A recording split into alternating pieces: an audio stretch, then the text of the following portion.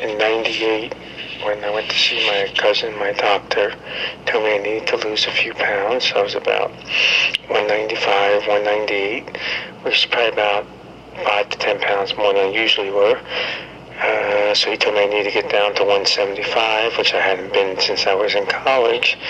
But I showed him, and I got it down to 165, and that's when I started running back to my normal long mileage. I started doing 65, 70, 75 miles a week, which I still do to this day, except it's now about 60, 65 miles a week.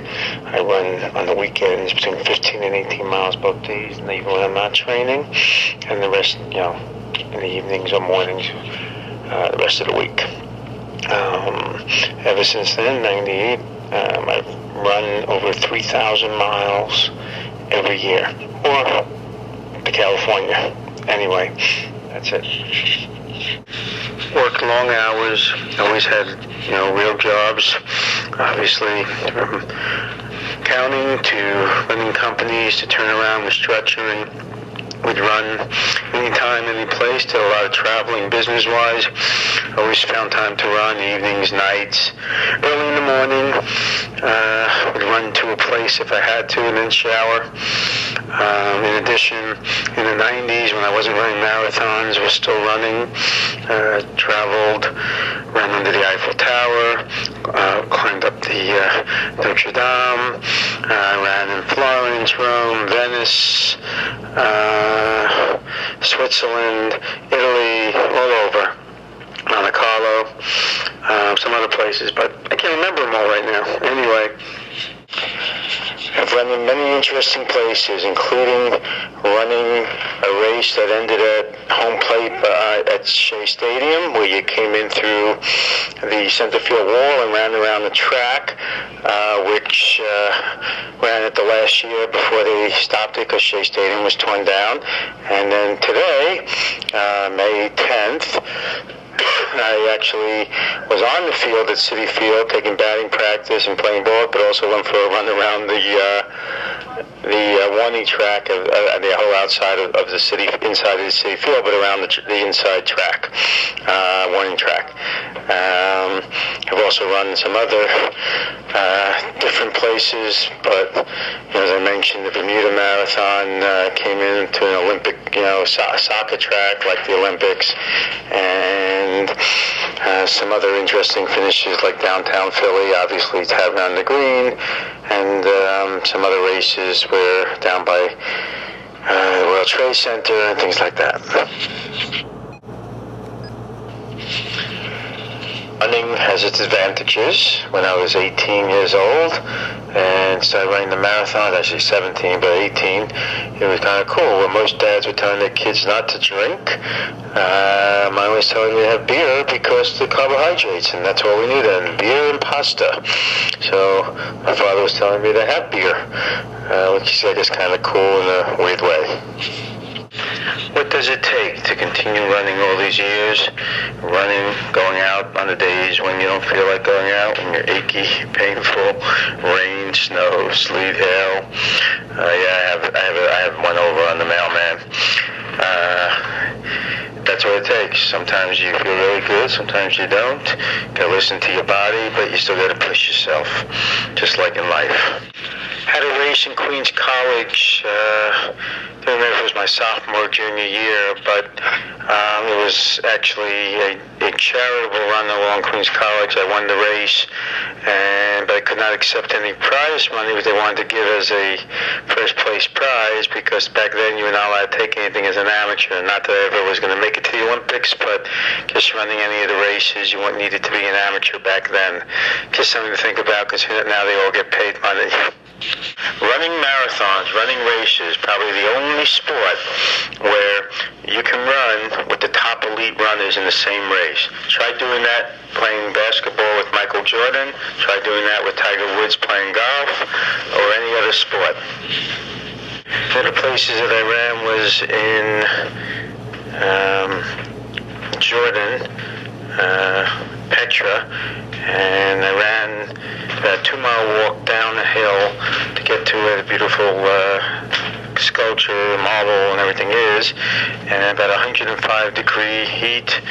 I literally ran back up the hill while everybody else was taking camels and donkey rides back up, and walking very slowly back up. I said, I gotta get up there, and so I might as well do it the fast way. Of course, I then went back halfway down to come back for the other people. On the way up, one guy who had a donkey said, you need a ride? And I said, no, you want to get on my back? Anyway, just another one of my fun stories. Seeing various doctors and specialists have helped me through my years of running, even without many major injuries, except for one surgery on my knee. But Mr. Lee, an acupressurist, has helped me get through marathons where probably the regular Western doctors wouldn't allow me to. And then there's Dr. Connors, who is my foot doctor, podiatrist, who just put a little lift in one of my sneakers, and next thing you know, I was able to run without any hip problems. And I guess my orthopedic, Dr. Trutel.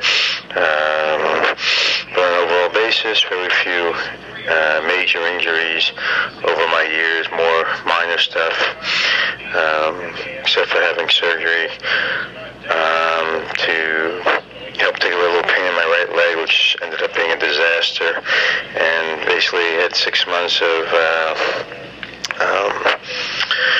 not being able to run and over 50% atrophy because of it. I'll get into a little more detail.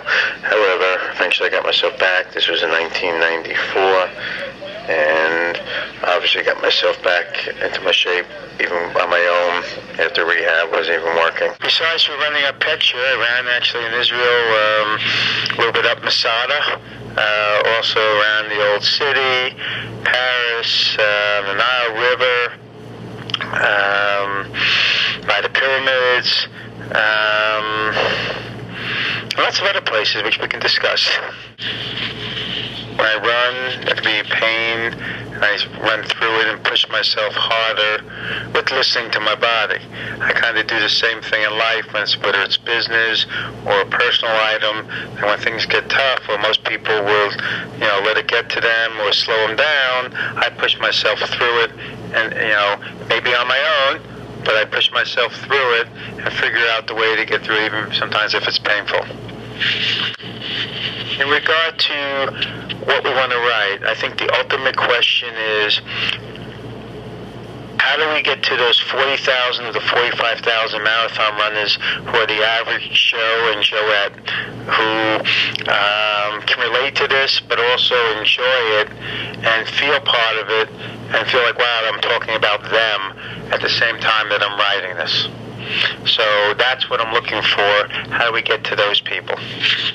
I've done some interesting running, including running home from the city after work over the Queensboro Bridge into Queens. As I mentioned before, I ran up Petra, pushing myself.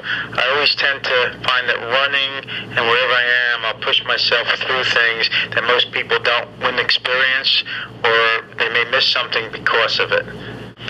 Running in Vegas along the Strip, basically from uptown to downtown and back, running in Red Rock, running when there's snow on the ground with cactus there to 110 degrees, training for the Boston Marathon there, running the entire course, like a 15.1-mile run through the mountains.